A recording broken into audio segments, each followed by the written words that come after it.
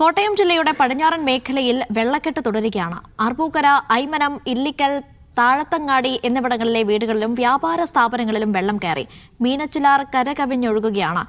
ജില്ലയിൽ 71 ക്യാമ്പുകളിലായി 1600-ലധികം ആളുകളാണ് കഴിയുന്നത്.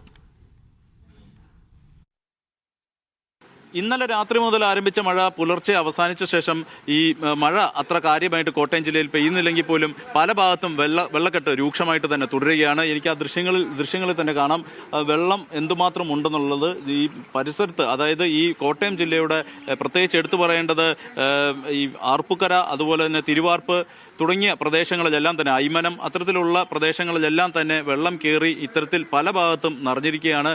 പല ആളുകളും ഇത്തരത്തിൽ വെള്ളം ഉപയോഗിച്ചുകൊണ്ടൊക്കെയാണ് അങ്ങോട്ടും ഇങ്ങോട്ടുമുള്ള ഒരു ഗതാഗതം ഒക്കെ നടത്തുന്നത്. മറ്റ് മാർഗങ്ങളെല്ലാം തന്നെ അടഞ്ഞിരിക്കുന്ന ഒരു സാഹചര്യം തന്നെയാണ്. കോട്ടയം ജില്ലയെ സംബന്ധിച്ച് നോക്കുകയാണെങ്കിൽ 71 ക്യാമ്പുകളിലായിട്ട് 1600-ൽ മുകളിൽ ആളുകളാണ് ഇപ്പോൾ നിലവിൽ കോട്ടയം ജില്ലയുടെ പല ഭാഗങ്ങളിലുള്ള ക്യാമ്പുകളിൽ കഴിയുന്നത്. ഏറ്റവും കൂടുതൽ ആളുകളുള്ളത് കോട്ടയം താലൂക്കിൽ തന്നെയുള്ള ക്യാമ്പിലാണ്.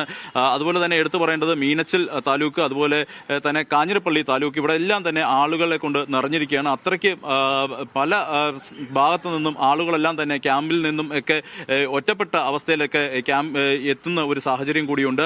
ഏതായാലും നിലവിലെ ഒരു സാഹചര്യം പറയുകയാണെങ്കിൽ മഴ ഒന്ന് മാറി നിൽക്കുന്നുണ്ട്. അതൊരു ആശ്വാസകരമാണെന്ന് മാത്രം പറയാം. പക്ഷേ ഏത് നിമിഷം വേണമെങ്കിലും മഴ വീണ്ടും പെയ്തു തുടങ്ങാം. കഴിഞ്ഞ ദിവസം എല്ലാം കണ്ടതുപോലെ രാത്രിയിലാണ് മഴ അതിശക്തമായിട്ട് പെയ്യുന്നത്. പുലർച്ചെ വരെ മഴ നീണ്ടു നിൽക്കുന്ന ഒരു സാഹചര്യമാണുള്ളത്.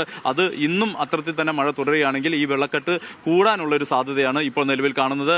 മീനച്ചിലാറ് കരകവിഞ്ഞ് തന്നെ ഒഴുകിക്കൊണ്ടിരിക്കുകയാണ്. കഴിഞ്ഞ ദിവസം 24 അടി വരെ പോയതാണ് മീനച്ചിലാറിന്റെ ഒരു ജലനിരപ്പ്. ഇപ്പോൾ 19 അടിയിലേക്ക് പിന്നിട്ടിരിക്കുന്നു. ഇടയ്ക്കൊന്ന് താഴ്ന്നതാണ്, പക്ഷേ വീണ്ടും ഇപ്പോൾ ജലനിരപ്പ് ഉയർന്നുകൊണ്ടിരിക്കുകയാണ്. ഏതായാലും കോട്ടയം ജില്ലയെ സംബന്ധിച്ച് ജാഗ്രതാ നിർദ്ദേശം ജില്ലാ ഭരണകൂടം നൽകിയിട്ടുണ്ട്. അതിന്റെ അടിസ്ഥാനത്തിൽ തന്നെയാണ് ജനങ്ങളെല്ലാം തന്നെ ഇപ്പോൾ ജാഗ്രത പാലിച്ച് തന്നെയാണ് ഇരിക്കുന്നത്.